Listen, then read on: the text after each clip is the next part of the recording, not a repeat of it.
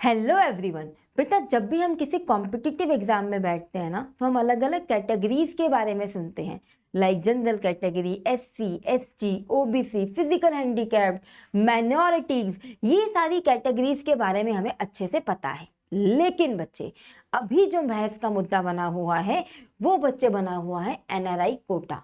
अब बच्चे, ये बहस का मुद्दा क्यों बना हुआ है, सुप्रीम कोर्ट ने इस पे क्या बोला है, इसी को समझते हैं। और इसको बट समझने से पहले हमें एनआरआई का मतलब समझना होगा।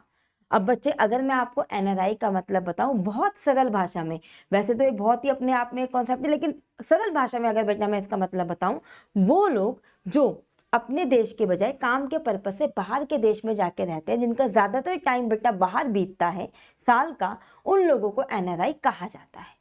ठीक है।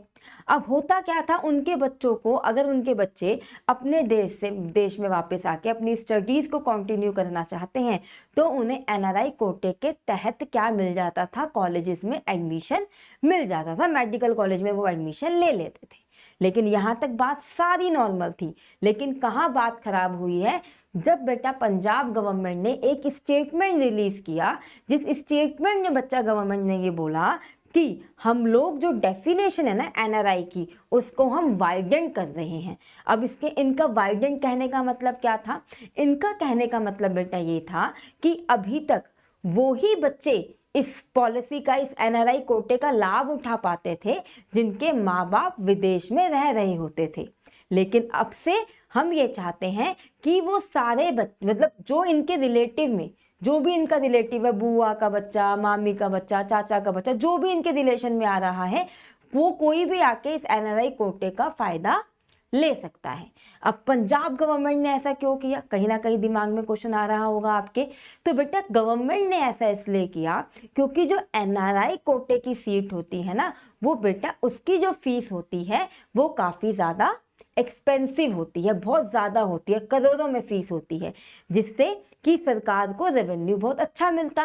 राइट, बात समझ में आ गई। इसलिए उन्होंने ये सोचा कि हम इस पॉलिसी को लेकर आते हैं और हमारा उससे क्या होगा, हमारा उससे एनआरआई के नंबर ऑफ सीट्स इंक्रीज होगी, जिससे कि उनका रेवेन्यू जनरेट हो पाएगा। ये बात भी क्लियर हो गई होगी। अच्छा, अब हुआ क्या, अब ये मामला गया बेटा पहले तो पंजाब हाई कोर्ट में, वहां पे इसको बिल्कुल पूरे तरीके से नकार दिया गया। फिर इसके अगेंस्ट ये अपना पिटीशन को दोबारा लेके गए सुप्रीम कोर्ट में। वहां पर भी बेटा सुप्रीम कोर्ट के जो चीफ जस्टिस थे उन्होंने भी इस पर बिल्कुल मना कर दिया। उन्होंने बेटा साफ साफ ये चीज बोली कि ये जो आप एनआरआई कोटे के नाम पर ये जो चीज बोल रहे हो कि कोई भी आके एडमिशन ले लेगा, मेरी बात को ध्यान से सुनना। जो सीजीआई ने कहा है सुप्रीम कोर्ट के, उन्होंने ये बोला, ये जो आप बात, ये चीज बोल रहे हो कि कोई भी रिश्तेदार में, चाचा का, बुआ का, कोई भी रिलेटिव है आपका, वो बच्चा आके एडमिशन ले लेगा, ठीक है, ये बिल्कुल गलत है। ये आपका सिर्फ रेवेन्यू जनरेट करने का एक तरीका है, ये बिल्कुल फ्रॉड है। उन्होंने बेटा इसी के साथ ये भी कहा कि ऐसे तो कोई भी बाहर बैठा हुआ आदमी यहाँ पे बैठे हुए बच्चे को बोल देगा कि मैं इसका गार्जियन हूँ, और वो जाके उस एनआरआई सीट पे एडमिशन ले लेगा।